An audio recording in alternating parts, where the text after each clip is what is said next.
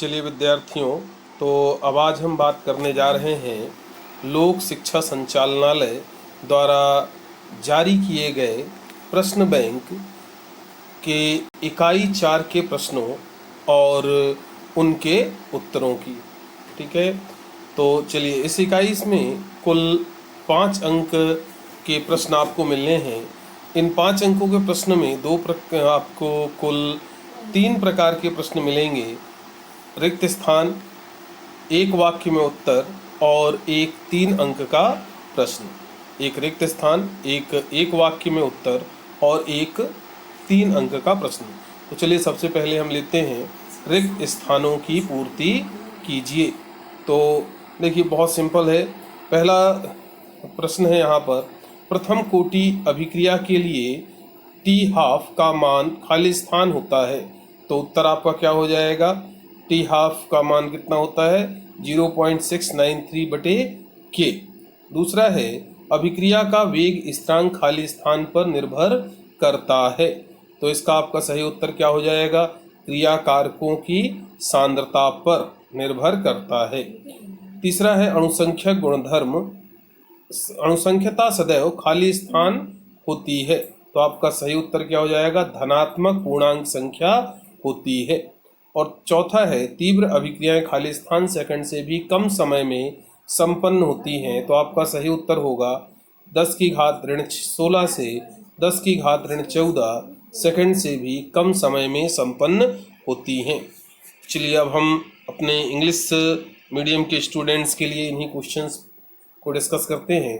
So first question is fill in the blank. Correct, 1 mark each, allotted 1 mark. Then first question is, for the first order reaction, the value of T half is, so the value of T half is 0.693 upon K. And the second question is, the velocity constant of the reaction depends on, so your answer is concentration of the reactants. And third question is, molecularity is always, so answer is positive integer. And the fourth question is, instantaneous or fast reaction takes place in less than ... seconds. So your correct answer is 10 to the power minus 16 to 10 to the power minus 14 seconds. Okay, now अब हम लेने जा रहे हैं इसी इकाई का दूसरा प्रश्न, जो है एक वाक्य में उत्तर दीजिए। तो पहला प्रश्न है, शून्य कोटि की अभिक्रिया के लिए एक उदाहरण लिखिए।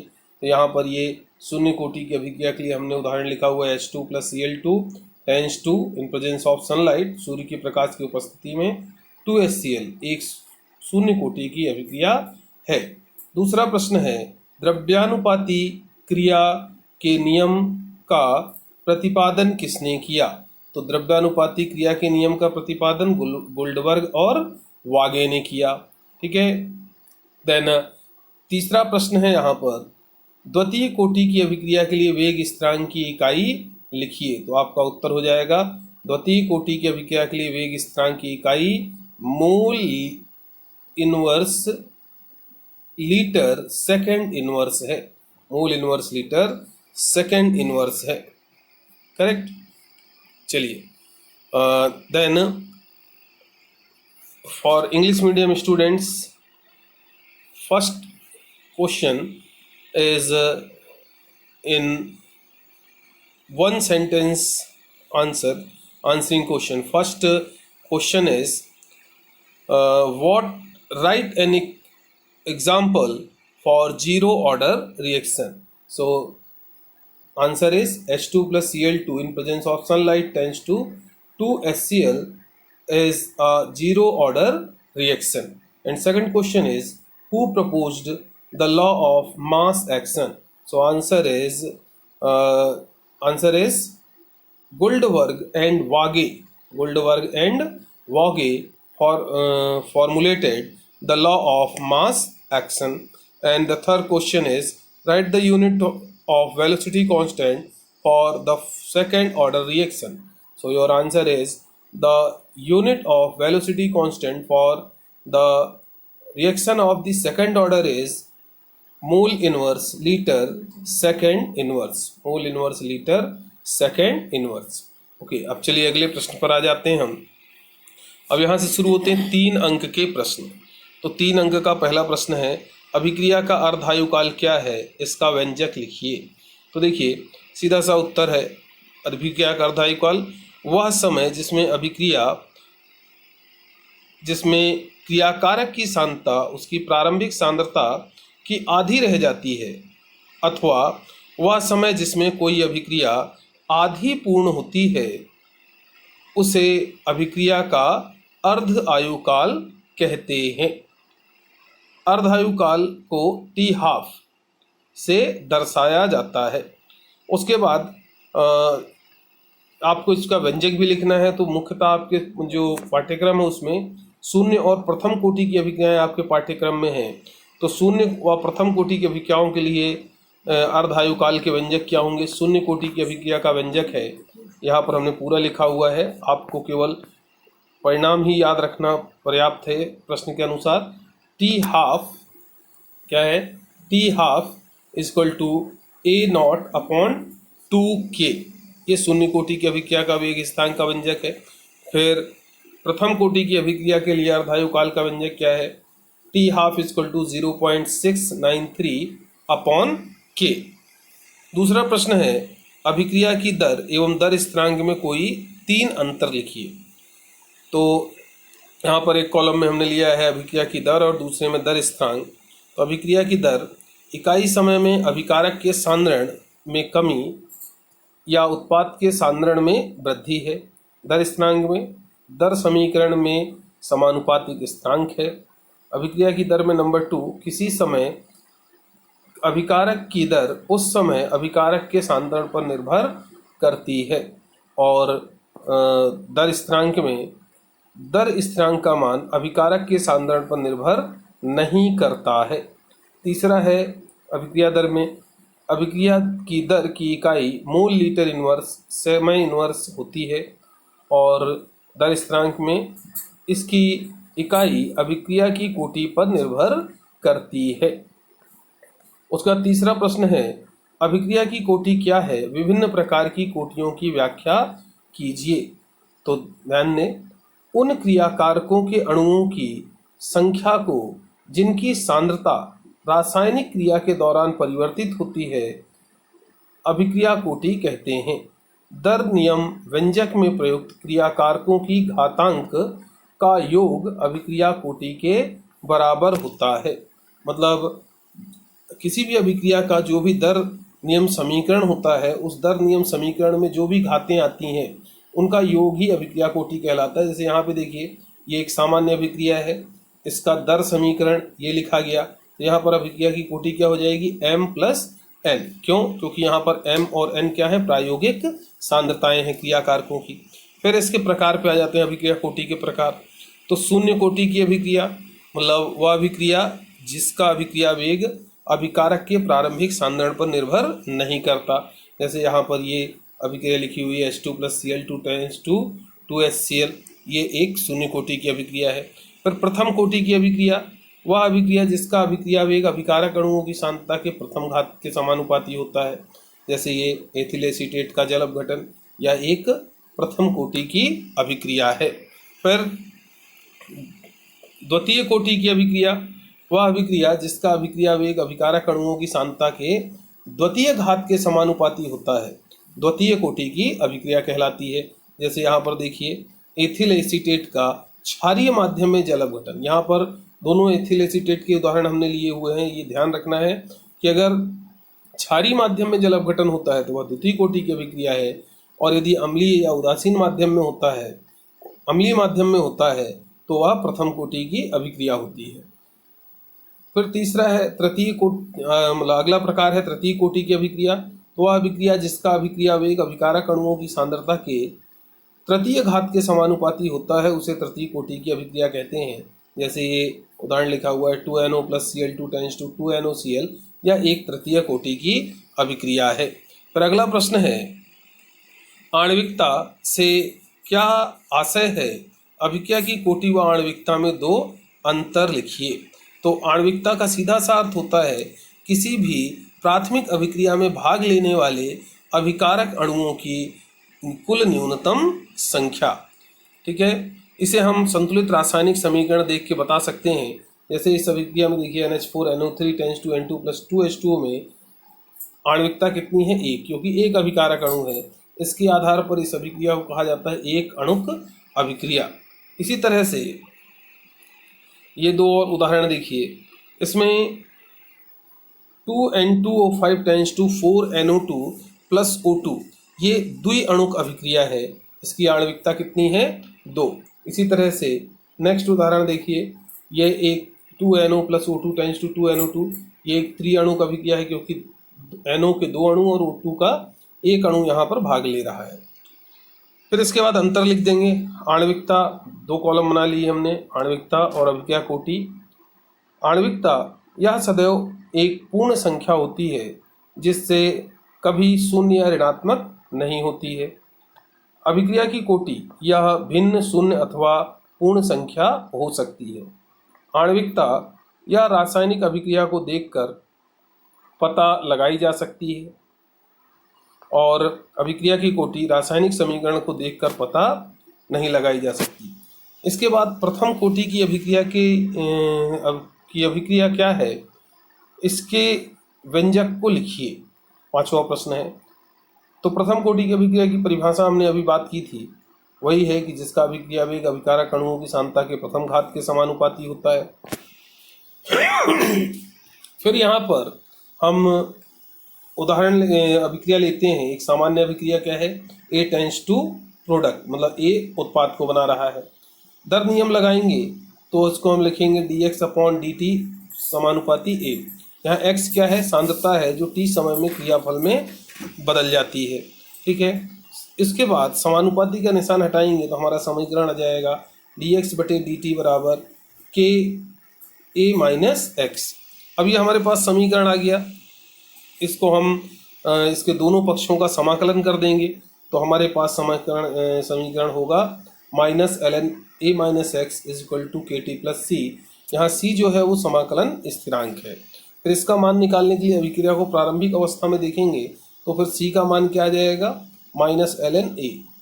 तो इस A के मान जो C का मान आता है समाकलन स्थिरांक का, इसे हम पुनः समीकरण नंबर 2 में रख करके हल करेंगे तो हमारे पास समीकरण क्या आ जाएगा? KT = -ln A - x। अब जब यहाँ पर हम लॉग के आधार n को लॉग के आधार 10 में बदलेंगे तो हमारे पास फाइनली समीकरण आएगा K = 2.303/t log base 10 A - x। ये प्रथम कोटि की अभिक्रिया के लिए दर स्थिरांक का व्यंजक है। 6वां प्रश्न है, प्रथम, द्वितीय व तृतीय कोटि की अभिक्रिया के लिए वेग स्थिरांक की इकाई लिखिए। तो देखिए, लिखिए मतलब व्युत्पन्न करते हुए आपको लिखना है। तो प्रथम कोटि की अभिक्रिया के लिए वेग स्थिरांक की इकाई क्या होगी? Second inverse. ठीक है, द्वितीय कोटि की अभिक्रिया के लिए वेग स्थिरांक की इकाई क्या होगी? मोल इनवर्स लीटर सेकंड इनवर्स। और इसी तरह से तृतीय कोटि की अभिक्रिया के लिए वेग स्थिरांक की इकाई होगी मोल की घात 2 लीटर स्क्वायर सेकंड इनवर्स। ठीक है, ये आपका सही उत्तर है। और इसी तरह से अब इंग्लिश मीडियम के विद्यार्थियों के लिए यहाँ पर आंसर्स लिखे हुए हैं, तो ये आप देखिए। आप चाहें तो लास्ट में इसको डाउनलोड भी कर सकते हैं, है ना, या फिर स्क्रीनशॉट्स खींच करके या बार बार देख करके इसे लिख सकते हैं। ठीक है, तो सबसे पहले यहाँ पर क्वेश्चन है, define the what is the half life period of the reaction, right an expression for this. So firstly आप डेफिनेशन लिखेंगे, फिर इसके बाद हाफ लाइफ पीरियड के लिए एक्सप्रेशंस लिखनी है। तो हमारे सिलेबस में 0 एंड फर्स्ट ऑर्डर रिएक्शन है, तो 0 ऑर्डर रिएक्शन के लिए एक्सप्रेशन क्या है? ये है। और फर्स्ट ऑर्डर रिएक्शन की हाफ लाइफ पीरियड क्या होती है? T½ = 0.693/K। ये दोनों जो है डेरिवेशंस आप लिखेंगे। देन उसके बाद नेक्स्ट क्वेश्चन है, सेकंड क्वेश्चन, ये क्या कह रहा है? Explain any 3 differences in rate of in the rate and rate constant of the reaction. तो आप रेट ऑफ रिएक्शन और रेट कांस्टेंट के बीच में इस तरह से 3 डिफरेंस लिखेंगे, एनी 3। देन नेक्स्ट क्वेश्चन है, थर्ड क्वेश्चन है, what is the order of reaction, explain the different types of order of reaction. ठीक है, तो बहुत ही सिंपल है। सबसे पहले आप ऑर्डर ऑफ रिएक्शन की डेफिनेशन लिखेंगे। नंबर ऑफ मॉलिक्यूल्स और reactants whose concentration changes during the reaction is called order of reaction, और sum of power of active masses of reactants in rate law expression is equal to order of reaction। then उसके बाद ये simple सी reaction जो है equation लेते हैं, हम suppose करते हैं, then order of reaction is m plus n। then type of reaction, zero order reaction if rate is cannot uh, depend on concentration of reactants, that mean remains uniform till the complete of reaction, then reaction is called zero order reaction, like H2 plus Cl2 tends to 2HCl in presence of sunlight। and second is first order reaction, the reaction whose rate of reaction is directly proportional to the first power concentration of the reactants are called first order reaction, like hydrolysis of ethyl acetate is the first order reaction। then second order reaction, the reaction whose rate of reaction is directly proportional to the second power concentration of the reactants are called second order reaction, like hydrolysis, basic hydrolysis of ethyl acetate। then fourth is third order reaction, the reaction whose rate of reaction is directly proportional to the third power of concentration of reactant are called third order reaction, like 2NO plus Cl2 tends to 2NoCl। then fourth question is, what is meant by molecularity? Write two differences in the order of reaction and molecularity। so molecularity, that means number of reactant molecules called molecularity, and it is determined with the help of balanced chemical equation। and then differences, write any two differences like this। and then next question is question number 5, what is first order reaction? Write an expression of first order reaction। so here is a first order reaction, suppose it is a first order reaction, then according to rate law you can write dx upon dt is proportional to a minus x, where x is the product, correct, amount of product, then dx upon a minus x is equal to k dt। then on integrating this equation we get integration dx upon a minus x is equal to integration k dt। then finally on integration your equation is minus ln a minus x is equal to kt plus c, where c is the integration constant। now in initial period c is equal to minus ln a, now putting the value of c from equation 4 into equation 3 you get minus ln a minus x is equal to kt minus ln a। then finally on putting the value of c you get equation kt is equal to ln a upon a minus x, finally k is equal to 1 upon t ln a upon a minus x। now changing the base of log to log base 10 we get k is equal to 2.303 upon t log a upon a minus x, this is the expression। then sixth question is, write the unit of velocity constant for the first second and third order reaction। here first velocity constant for first order reaction is second inverse, then second order reaction is velocity constant for second order reaction is mole inverse liter second inverse, and velocity constant for second order reaction is third order reaction is, this is third order reaction, okay, is mole to the power minus 2 liter square second inverse, this is the velocity constant for third order reaction। so this is your unit 4